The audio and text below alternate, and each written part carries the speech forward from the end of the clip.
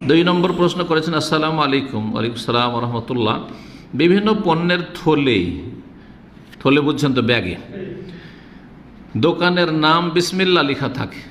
বিসমিল্লাহ হোটেল, হ্যাঁ, বিসমিল্লাহ শপ, হ্যাঁ, এই থাকছে না, বিসমিল্লাহ, আলহামদুলিল্লাহ, আর কত রকম যে আমাদের দেশে আছে।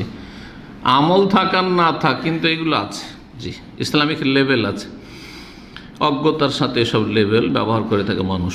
বিসমিল্লাহ লেখা থাকে। পণ্য ব্যবহার করার পর থলেটি ময়লার ঝুড়িতে ফেলে দেওয়া হয়।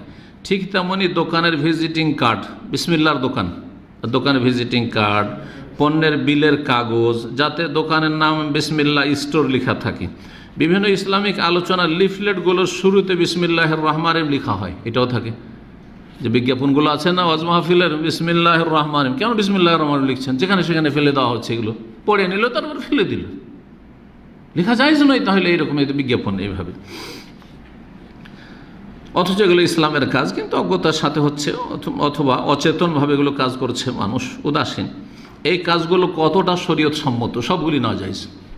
বিসমিল্লাহ দোকানের নাম রাখা, আর তারপরে তাতে বিভিন্ন ভিজিটিং কার্ড হলো, ব্যাগ তৈরি হলো, তো এই হলো, তো সেই হলো, আর সবগুলোতে বিসমিল্লাহ লেখা আছে, আর যেখানে সেখানে ফেলে দেওয়া হচ্ছে। এটা হচ্ছে আল্লাহর নামের অবমাননা, আল্লাহ রাব্বুল কিতাবের আয়াতের অবমাননা। বিসমিল্লাহ আয়াতের অংশ, বিসমিল্লাহির রহমানির রহিম কোরআন কারীমের অংশ। আর আল্লাহর নাম যদি কোরআন আয়াত নাও হয়, আল্লাহর শুধু আল্লাহ লেখা থাকে, শুধু রাসূলুল্লাহ লেখা আছে, শুধু মুহাম্মদ লেখা আছে, তারপর ইহতিরাম জরুরি। সূরা হজে আল্লাহ রাব্বুল আলামিন ইরশাদ করেছেন আয়াত নম্বর 32-এ, ওয়ামান ইউআযযিম শাআইরাল্লাহি ফাইন্নাহা মিন তাকওয়াল কুলুব। যার আল্লাহ রাব্বুল আলামিনের শায়ের নিদর্শনাবলীর তাজিম, শ্রদ্ধা, সম্মান করবে, এটা তাদের অন্তরের তাকওয়া, পরহেজগারি, আল্লাহ ভীরুতার প্রমাণ। আপনার অন্তরে আল্লাহর ভয় আছে, গুনাহ থেকে বাঁচতে চান, হারাম নাজায়েজ থেকে বাঁচতে চান, আল্লাহর কাছে জবাব দিতে হবে, এই চিন্তা আছে। এটার প্রমাণ হচ্ছে যে আপনি আল্লাহর এবং আল্লাহর দিনের, আল্লাহর নামের, আল্লাহর কিতাবের আয়াতের কি করবেন? তাজিম করবেন, আপনি সম্মান করবেন। দিনের যেসব বিষয়াদি রয়েছে সবগুলি হচ্ছে আল্লাহর আয়াত, সেগুলির তাজিম করবেন।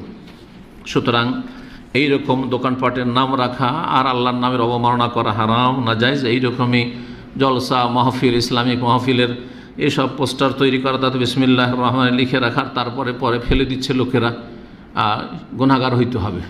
মাহফিলের কর্তৃপক্ষকে গুনাহগার হইতে হবে, যে ফেলবে সেও গুনাহগার, আর যারা মাহফিলের বিজ্ঞাপন ছাপিয়েছে তারাও গুনাহগার। আল্লাহ তাদেরকে সবকে হেদায়েত দান করে।